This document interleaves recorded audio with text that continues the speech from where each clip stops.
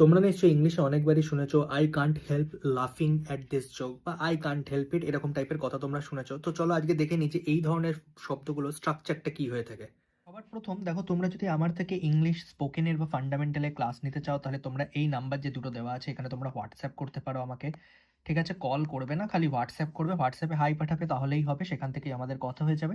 তো চলো এবার দেখে নিই এখানে কি দেওয়া আছে। ভালো করে লক্ষ্য করো, যদি কান্ট হেল্প বা কুডেন্ট হেল্পের স্ট্রাকচার থাকে তাহলে তারপরে সবসময় ভার্বের সাথে আইএনজি বসে, যাকে আমরা জেরান্ড বলি। এবার জেরান্ড কি জিনিস? দেখো, জেরান্ড হচ্ছে, আমরা কি শিখেছি, আমরা পার্টিসিপেল শিখেছি, ইনফিনিটিভ শিখেছি, তার মধ্যে জেরান্ড একটা, যেখানে ভার্বের সাথে আইএনজি ইউজ করে তাকে আমরা নাউনের হিসেবে ইউজ করব। আমরা কি করব? তাকে নাউনের কাজ করাবো। তো দেখো স্ট্রাকচার কি আছে, স্ট্রাকচার হচ্ছে কান্ট হেল্প।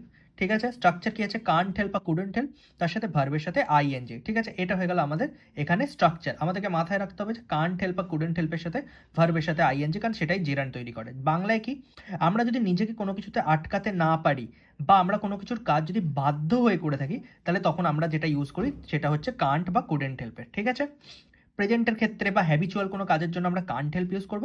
আর পাস্টের কোনো একটা সিচুয়েশন যদি বোঝাতে হয়, পাস্ট সিচুয়েশনের জন্য কুডেন্ট হেল্প দিয়ে ভার্বের আইএনজি করব। আর প্রেজেন্ট বা হ্যাবিচুয়ালের জন্য আমরা কান্ট হেল্প ইউজ করছি। যেমন, আর এটা মাথায় সবসময় রাখতে হবে যে আমরা কিন্তু কখনোই টু প্লাস ভার্ব মানে ইনফিনিটিভের ব্যবহার করতে পারবো না, জেরান্ডি রাখতে হবে। যেমন আমি একটা এখানে সেন্টেন্স লিখেছি, আই কান্ট হেল্প লাফিং at his joke. I can't help লাফিং অ্যাট হিজ জোক মানে আমি হাসি আটকাতে পারি না, মানে তার যে জোকটা রয়েছে সেই জোকে আমি আর আমার হাসিটা আটকাতে পারিনি। She can't help crying while watching emotional movies.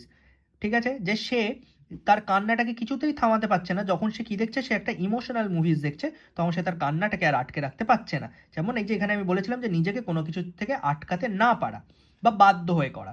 যেমন I couldn't help smiling when I saw her, আমি যখন তাকে দেখেছিলাম তখন আমি কিছুদিন নিজের হাসিটাকে আটকে রাখতে পারিনি, মানে আমার খুব আনন্দ হচ্ছিল তাই আমি তাকে দেখে হাসছিলাম। যেমন he couldn't help telling the truth, ও দেখো সত্যি না বলে আর থাকতে পারেনি, ও বাধ্য হয়েছে আমাকে সত্যি কথা বলতে।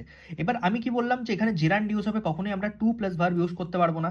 তাই দেখো এরকম লেখা যাবে না যে she couldn't help to cry. ঠিক আছে, আমরা এই যে ইনফিনিটিভ যেখানে দিয়েছি, এই ইনফিনিটিভ কিন্তু আমরা এখানে ব্যবহার করতে পারবো না। এখানে কিন্তু এই ইনফিনিটিভটা, মানে টু তো আমরা জানি টুটা ইনফিনিটিভ, আমরা কিন্তু এটা ব্যবহার করতে পারবো না। এটা মাথায় রাখতে হবে যে আমরা ইনফিনিটিভ ইউজ করতে পারবো না, আমাদেরকে খালি জেরান্ড দিয়েই করতে হবে।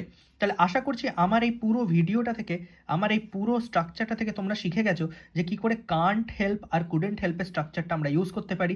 আমি একটু আগেই তোমাদের বলেছিলাম যে এই যে নাম্বার এখানে যে দুটো দেওয়া আছে, এই দুটো নাম্বারে তোমরা আমাকে কল করে নেবে।